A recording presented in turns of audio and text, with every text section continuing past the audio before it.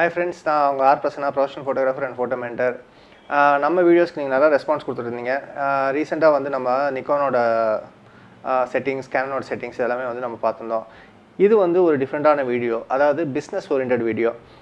பிஸ்னஸ்க்கு உங்களுக்கு என்ன சார் சம்மந்தம், நீங்கள் வந்து ஒரு ஃபோட்டோகிராஃபர் தானே, நீங்கள் வந்து பிஸ்னஸ் பற்றி பேசலாமா அப்படின்னு சொல்லிட்டு சிலரோட மைண்டில் வந்து வரும். நான் படித்தது பார்த்திங்கன்னா வந்து எம்பிஏ. நான் வந்து எம்பிஏ மார்க்கெட்டிங் போஸ்ட் கிராஜுவேட். நான் ஒர்க் பண்ணது வந்து ஒரு எம்என்சி கம்பெனி, ஒரு மல்டிநேஷ்னல் கம்பெனியில் ஒர்க் பண்ணேன்.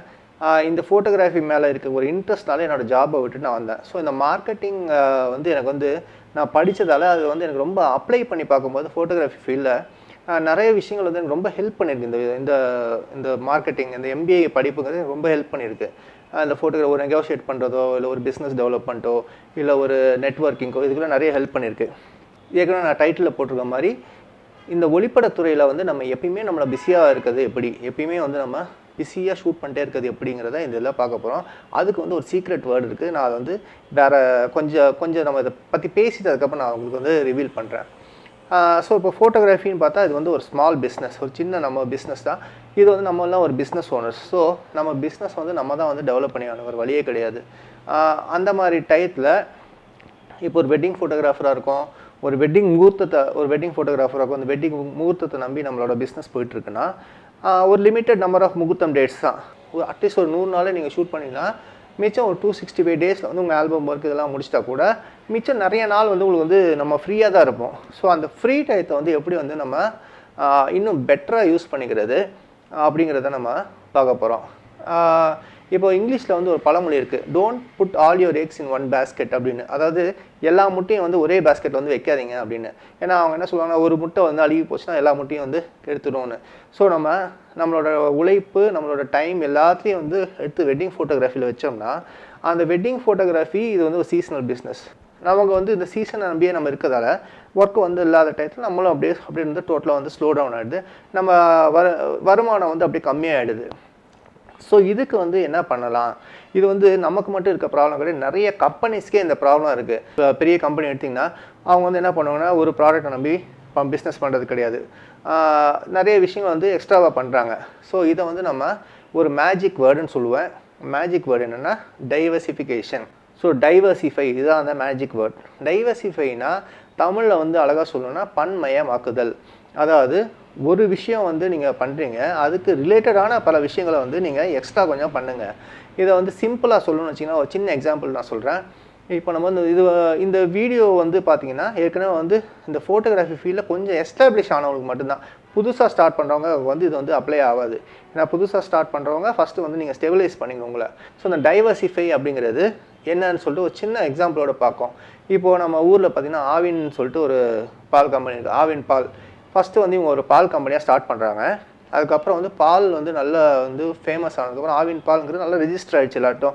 அதுக்கப்புறம் என்ன பண்ணுறாங்க, சைடில் வந்து அப்படியே வெண்ணெய் விற்க ஆரம்பிக்கிறாங்க, தயிர் விற்க ஆரம்பிக்கிறாங்க, அந்த பால்கோவா விற்கிறாங்க, அப்படியே லஸ்ஸி விற்கிறாங்க, ஐஸ்கிரீம் விற்கிறாங்க, மில்க் ஷேக் விற்கிறாங்க. இதெல்லாம் பார்த்திங்கன்னா ஒரே ரிலேட்டட் ஜாப்ஸ் தான், ஒரு மில்க் ரிலேட்டட் ப்ராடக்ட்ஸ் தான் அவங்க பண்ணுறது எல்லாமே.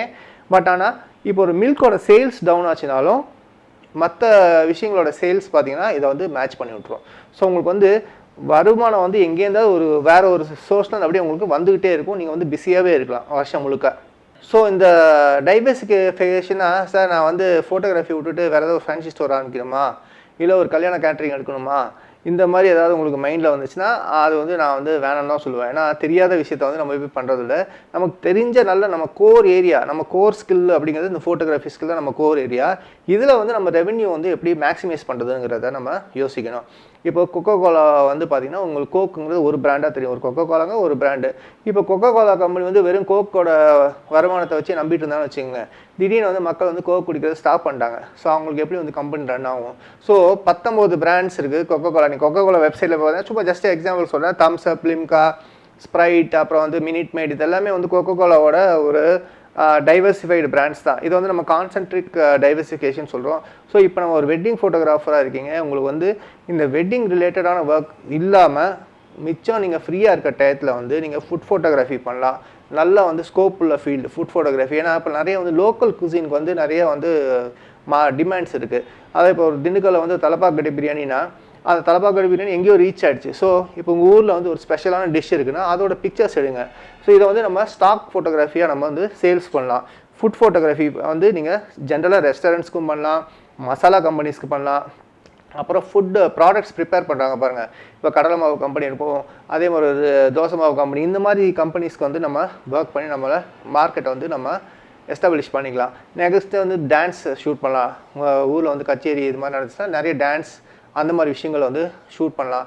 ப்ராடக்ட் ஷார்ட்ஸ் பண்ணலாம். அமேசான் மாதிரி இ-காமர்ஸ் சைட்ஸ்க்கு வந்து ப்ராடக்ட் ஷார்ட்ஸ் பண்ணலாம். உங்களுக்கு வந்து ரெவென்யூ வந்து வந்துகிட்டே இருக்கும். நீங்கள் வந்து ஒரே இந்த வெட்டிங்கை வந்து நான் திரும்ப சொல்கிறது தான், அந்த வெட்டிங்கை மட்டும் நம்பாமல் மற்ற விஷயங்களும் வந்து சைடில் அப்படி பண்ணிங்கன்னா ரெவென்யூ வந்து உங்களுக்கு வந்துகிட்டே இருக்கும். நீங்கள் எந்த டைத்துமே வந்து பிஸியாகவே இருப்பீங்க. அதாவது ஜனவரிலேருந்து டிசம்பர் வரலும் நீங்கள் பிஸியாகவே இருக்கலாம். அப்புறம் இண்டஸ்ட்ரியல் ஷூட்ஸ் பண்ணலாம். இண்டஸ்ட்ரியல் ப்ராடக்ட்ஸ் உங்கள் ஊரில் வந்து ஒரு மோட்டார் அதை தயாரிக்கிறாங்க, ஒரு ஃபேக்ட்ரி இருக்குது, அதோட ஷூட்ஸ் பண்ணலாம்.